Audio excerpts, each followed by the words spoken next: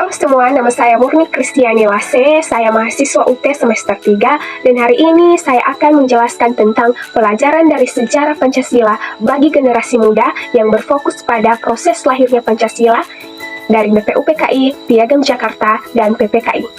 Pancasila dari sejarah untuk generasi muda, yaitu buat kita generasi muda, Pancasila bukan sekedar hafalan 5 sila. Dia lahir dari perdebatan, kompromi, dan perjuangan para pendiri bangsa. Titik awalnya yaitu sidang BPUPKI atau tempat Pancasila dicari. Tahun 1945, Jepang terdesak kalah perang. Biar dapat dukungan Indonesia, Jepang janji kasih kemerdekaan. Dibentuklah BPUPKI, Badan Penyelidik Usaha-Usaha Persiapan Kemerdekaan Indonesia, tanggal 29 April 1945. Tugasnya yaitu menyiapkan dasar negara dan UUD. Proses lahirnya Pancasila di BPUPKI yaitu sidang pertama 29 Mei sampai 1 Juni 1945. Agenda utamanya yaitu mencari dasar negara. 29 Mei 1945, MR Muhammad Yamin usulkan 5 asas: peri kebangsaan, peri kemanusiaan, peri ketuhanan, peri kerakyatan, dan kesejahteraan rakyat. 31 Mei 1945, Profesor Supomo usulkan 5 asas: persatuan, kekeluargaan, keseimbangan, lahir batin, musyawarah, dan keadilan rakyat. 1 Juni 1945, PR Soekarno pidato usulkan 5 dasar yang diberikan nama Pancasila, yaitu kebangsaan Indonesia, internasionalisme atau peri kemanusiaan, mufakat atau demokrasi, kesejahteraan sosial, ketuhanan yang Maha Esa. Soekarno bilang Pancasila bisa diperas menjadi Trisila, lalu Ekasila atau gotong royong. 1 Juni inilah yang sekarang kita peringati sebagai hari lahirnya Pancasila. Tapi sidang 1 belum sepakat. Masih debat terutama soal hubungan agama dan negara. Dibentuklah Panitia 9 untuk merumuskan lagi.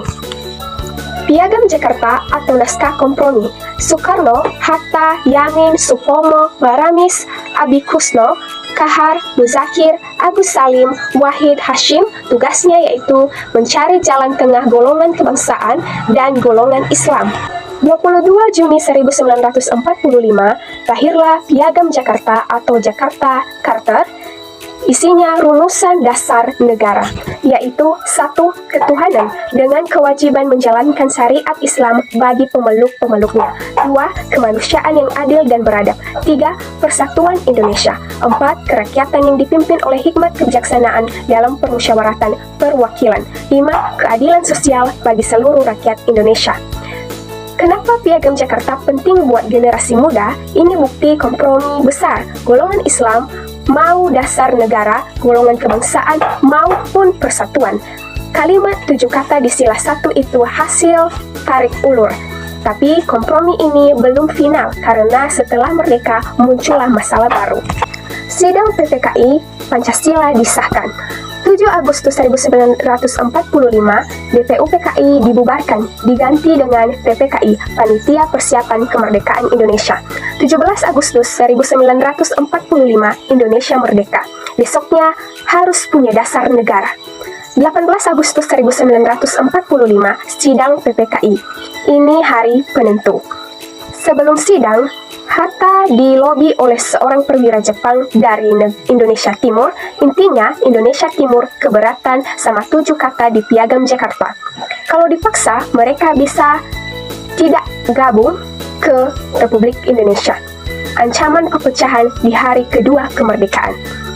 Di sidang, Hatta mengusulkan 7 kata di sila 1 dihapus demi persatuan, demi menyelamatkan bangsa. Tokoh Islam seperti Ki Agus Hadikusumo dan Kahar Muzakir setuju dengan berat hati. Hasilnya, PPKI sahkan UUD 1945 di pembukaan UUD 1945 alinea keempat rumusan Pancasila menjadi 1. Ketuhanan yang Maha Esa, 2. Kemanusiaan yang adil dan beradab, 3. Persatuan Indonesia, 4. Kerakyatan yang dipimpin oleh hikmat kebijaksanaan dalam permusyawaratan perwakilan, 5. Keadilan sosial bagi seluruh rakyat Indonesia.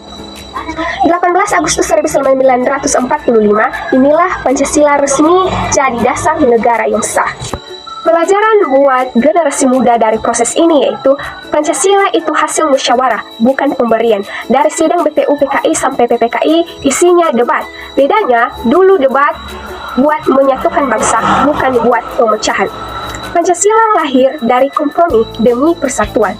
7 kata dihapus bukan karena kalah, tetapi karena tokoh-tokoh dulu memberikan persatuan atau menaruh persatuan Indonesia di atas golongan.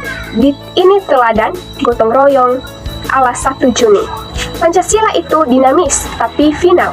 Rumusannya bisa digodok dari 1 Juni ke 22 Juni ke 1 Agustus. Tapi setelah 18 Agustus 1945, Pancasila sudah final sebagai pemersatu.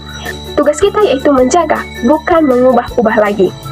Peran anak muda saat itu yaitu rata-rata anggota BPU PKI dan PPKI umur 30-40 tahunan. Soekarno 44 tahun, Hatta 43 tahun. Artinya, yang merumuskan dasar negara itu generasi muda pada zamannya. Sekarang giliran kita yang menjaga. Jadi kalau ditanya Pancasila lahirnya kapan, yaitu digali 1 Juni 1945 di BPU PKI, dirumuskan 22 Juni 1945 di Piagam Jakarta, dan disahkan 18 Agustus 1945 di PPKI. Tugas kita sebagai generasi muda yaitu bukan hanya cuma menghafal, tetapi mengamalinya. Karena Pancasila lahir dari darah, air mata, dan jiwa besar yang mau mengalah demi Indonesia tetap satu. Demikianlah penjelasan saya tentang pelajaran dari sejarah Pancasila bagi generasi muda yang berfokus pada proses lahirnya Pancasila. Demikian dan terima kasih.